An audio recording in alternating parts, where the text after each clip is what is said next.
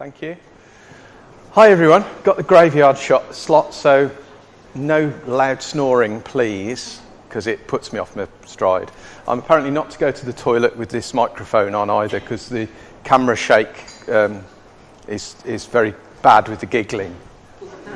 So the Bhangra dancers are ordered for about 3:30, is that okay? Anyway, I'm here to talk about CCPA. For those of you that don't know, we're the Childhood Cancer Parents Alliance. We started life in about 1999 as NACPO. So NACPO's not died, it's just sort of morphed into CCPA. We got to our 10th anniversary and decided, had a rush of blood and enthusiasm and thought, well, we ought to rebrand because everybody else was doing it, and NACPO doesn't Google very well. I'm not actually convinced CCPA does, but, you know, we went with it, and here we are 4 or 5 years later, and we're still going, still active. So it's great to be here at one of these conferences. We haven't had one for a while in the context of a joint thing that's with CCLG. I think the last time I stood up at one of these was about 3 or 4 years ago, so that tells you how bad I am. They don't have me back. So I'll apologise in advance. What I want to cover is more about who we are. What's relevant is what we do. Some of why we do it, because we do it for you, actually. And that's not just the parents in the room or the members of organisations that have got tables around the room. It's actually for professionals as well. And where do we operate? And that'll thread through the whole thing. When we reinvented ourselves, we went for the shared vision. You have to have your mission statement. I think it's highly relevant now. We want to work with everyone, really, as far as possible, to actually move things forward in a national cancer community, which loosely exists. There's a lot of national bodies around, but there's a lot of local organisations as well. But it's got to have the best interests in children, young people and families there. Because as a parent-run organisation, that's vitally important to us. Equally important is it's backed up by a supportive network and developing a national representative voice as well, and an international representative voice too. So, how do we do that? It's a national organisation made up of mainly parent-run organisations, all working together. That's the aim. We sometimes achieve that, we sometimes don't. We get it right a lot of the time. We work to support children and the young suffering from cancer. That's our remit. We do cross into other areas from time to time, so you get involved in the psychosocial issues sometimes, get involved in research sometimes, but by and large that's all driven around that core issue of cancer. Big E is raising public awareness. That's got to be a major step in improving cancer diagnosis and presentation. But that's around providing information, advice, support for children, families and young people.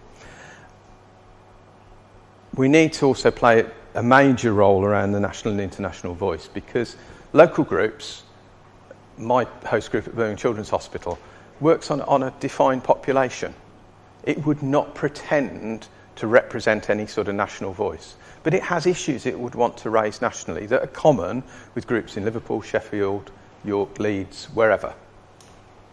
And there is no national parents body. There is no national representative charitable body that takes that forward. So, hence why NACPO and now was formed and now CCPA exists. We'd like to work closely with healthcare professionals, both nationally and internationally, hence why we're here with CCLG. And we also provide a link for the UK with the national parents for international voice, which is the International Childhood Cancer Parents Organisation, or as we all know and love, those of us that know it, is ICPO. There is an English connotation that is very insulting, which I won't mention, but some of you have already got there. But that plays an important part, and it is truly international. There's third world countries in there, there's big countries like USA, South America, all over the world, literally. And they're much more active than we are internationally. We don't play a very big part at all. but CCPA are your national representative link there. So how do we look to do all of those things? We want to create a strong membership, both existing parent-run organisations, so making those organisations feel and work better. So that's by peer support, but also helping to create groups locally. So one of our big objectives is to try and create groups at all the major cancer centres in the UK. How successful we'll be at that, I'm not sure. You have to have a body of willing people. You have to have a number of things in place, not least the support of the professionals. And that doesn't always exist at all centres.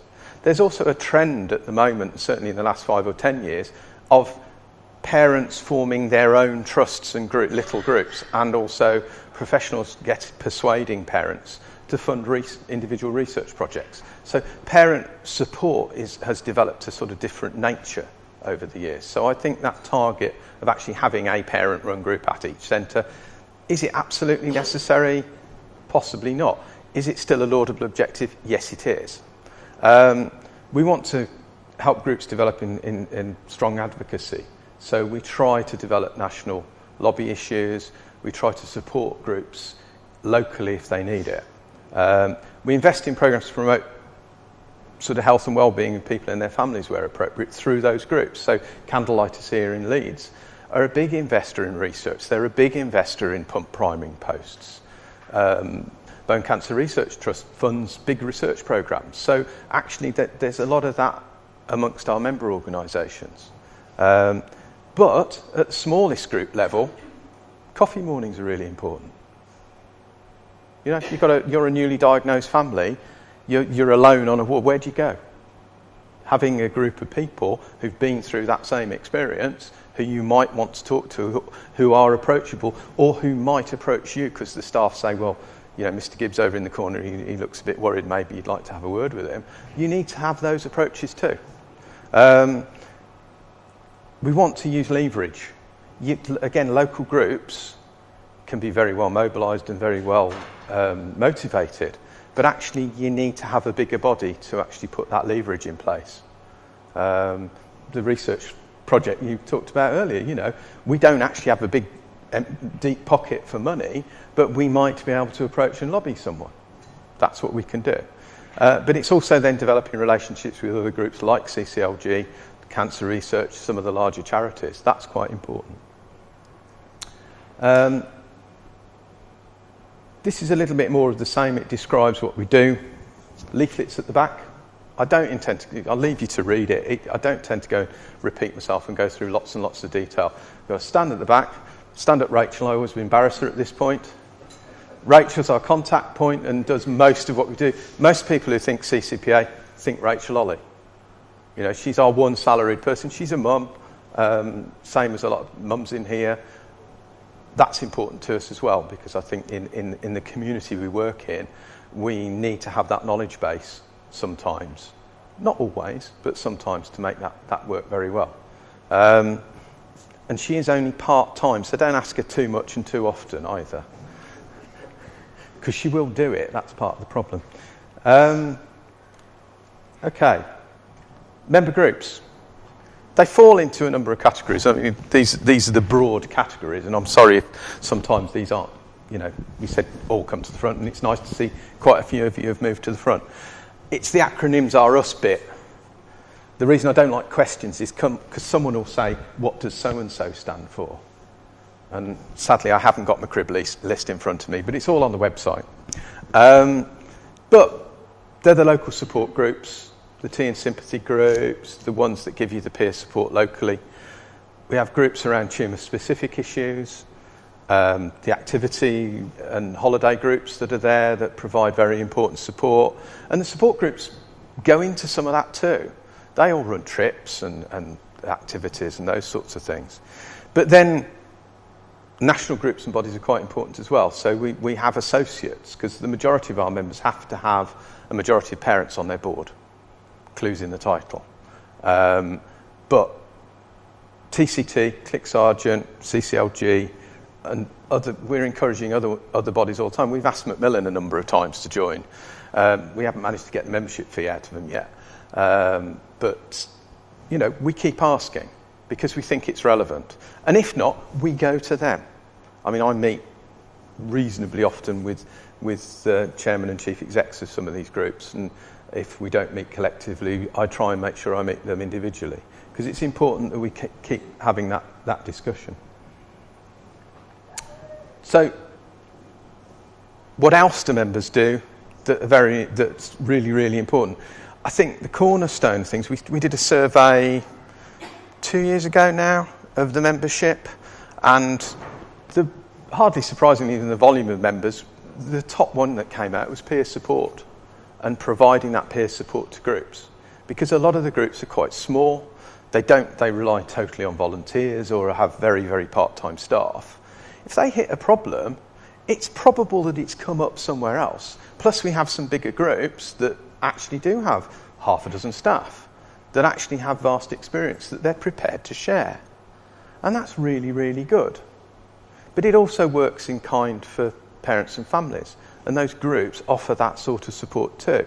So it's about social networking, it's about arranging events, it's getting staff in, it's a microcosm of what we've done today. It's getting the skilled staff in to come and do that presentation to newly diagnosed families or to the old lags like me, to keep them up to speed on what new developments are around. It's also looking for new ideas. It's coming up with those new ideas and innovations and spreading the word to other groups to say, we've tried this, it really, really works, have you? Fundraising is the real knotty issue. We try not to compete as CCPA with our member groups. So you won't find us out there with national campaigns, and therein lies a problem, because we really, really struggle to raise money. We don't charge huge membership fees. In fact, we're quite bad at collecting them, I think. So it's something we could do more about, but actually that's quite difficult. We don't charge subscriptions. But as member groups, you raise lots of funds. I know it's a struggle at the moment. I'm treasurer for my host charity, so I know how hard it is to raise money and keep that turnover in place. But you do very, very well as groups and as member groups. So it would be wrong to us to go to those member groups and ask for a share of that, I think. But the range of funding is up there. It's about research, it's about building projects and so on. It can range to some very, very grand schemes. This is pretty much the last slide, I think, in terms of what we do beyond the local level. So the things we do from a national perspective are... So NICE guidance. We put representatives onto NICE guidance groups. There's members in the room that are here, Margaret at the back, myself, others that have participated in the past on relevant formulating NICE guidelines and representing the sort of membership that's represented by you in the room. The Department of Health have various working groups. There's the National Institute for Health Research asks for nominees on various committees and things like that. That's what we try and do. And we'll come to your local groups and say, have you got anyone that would like to volunteer for these things? It's something Rachel does quite regularly, really. If not every week, certainly every month. And we know sometimes that's difficult. And we know sometimes it doesn't go very far into those organisations. So when I get an audience like this, if you're interested, please come and talk to us. Because one of the things we struggle with is we'll go to national organisations, or people look at us as a national organisation and say, oh, great, there's a parent organisation nationally for children's cancer. And they come to ask us to do something. We need you to help us do it. Because beyond Rachel and myself, there's probably another half dozen people who run on an executive committee, and that's it. So in terms of regular involvement, beyond that, it's the membership of member groups. Now, you'd think that's a big population or a broad church, but actually it's quite difficult to get at that group of people. So anyone's interested, please tell us. We get involved in service reviews, peer review, locally. I know that's something local groups quite like to get involved with. Information, we're on various editorial boards for publications and have helped people like Macmillan with their publications as well as CCLG. have done some of our own research, have input people to research committees. Haven't, as CCPA, funded any research. It's something we looked at a while ago, but we felt our member groups do that already quite well. So why does CCPA need to do it? But it's something we're always looking at. We're always trying to look at things that maybe we could do something collectively. Sharing best practice is an obvious thing. Again, if we've got groups that are doing things well, we postbox it to other people, we share that information. Doing joint initiatives like today with other charities. And I have to be fair, CCLG have done most of this. We turn up and we try and generate an audience and we try and help. And I get an opportunity to bore you to death for 5 minutes. But other than that, we're grateful to groups like CCLG for supporting stuff like this because they have the resources that we don't. As I say, the international dimension is something we struggle with. It's something that, I don't know what it is about the UK. We're quite well advanced in some ways and we're quite backward in others, but we're very, very parochial. And certainly our member organisations are not hugely supportive of us being very expansive. So we struggle to commit to things like that. And I'd have to say as chairman, I sort of want to stick my neck out sometimes, but you have to listen to your membership. And if we're not doing the local support group support well, I don't feel we can push the boat out internationally. We need to get the priorities for the membership right. So as chairman, I need to be clear about that. So, future? Say, we've been going since 1999. I see us carrying on doing much the same, as long as the resources are there. The body of the willing changes slightly over the years, but by and large, people stick with it, which is really good. Having said that, you then sometimes get the thing where people think, "Ah, you're doing really well, I don't need to get involved." Or actually, you have a little community and you must get it at your local groups from time to time that then doesn't readily invite people in from outside. New people come along sometimes and can be intimidated by hitting a familiar group of people. It's like having cliques, isn't it? So hopefully we try and be welcoming, we try to bring new people on board as we can. And we've just had a little influx of more people engaged and involved, and that's really, really good. But people sometimes are then intimidated by some of the national stuff. And it's just, my attitude is, it's just different. We've got credibility, we've got knowledge, we can use it constructively, and we should be doing that. So I'm sad admission, I'm a Birmingham City fan, so I'm actually eternally optimistic. But I'm always optimistic about the future. I think the credibility that the NHS system gives to users, carers, the public, parents in there, we're a vital component for planning the future. So they'll continue to ask us. The challenge is actually in rising to that and finding people who can do it. So I'm always keen to have an audience of largely new faces that please come and join, come and say that you're prepared to help. That's absolutely what we need and want. Top faith, I'd do it within the time. So I did threaten.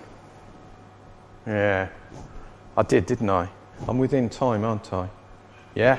Okay. Hands up who's... No, it's not a dance. The banger's not going. Who's got a gold ribbon on? Oh, dear. Well, that's not too many. Can you all come up and line up here, please? Can you all come up? Come and stand here. Can you generate a still off this video? Can you? And can you share? Can I give you my phone? Because, okay, I said we struggle with fundraising, and for those of you that visit our website, have seen Facebook and social media and so on,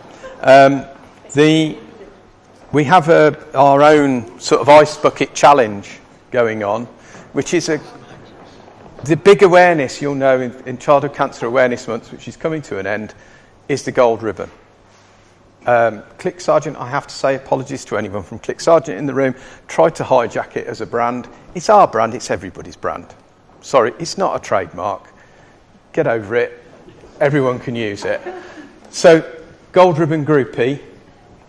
I need a photograph, please, of our conference gold ribbon groupie, if that's okay. Come on, Rachel, turn around, get your face on. Hurry up. I'm ruining me I've run to time thing.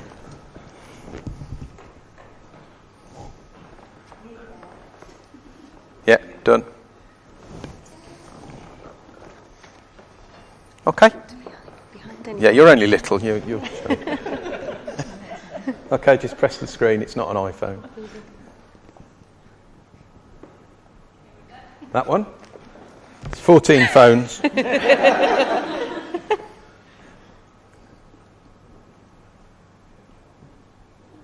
Apparently Justin Rose, the golfer, can judge the click between the different phones. Yeah. That's lovely. Thank you very much, everyone. There you go. Innovation, challenging. That's what we're about. That's lovely. Thank you. Thanks.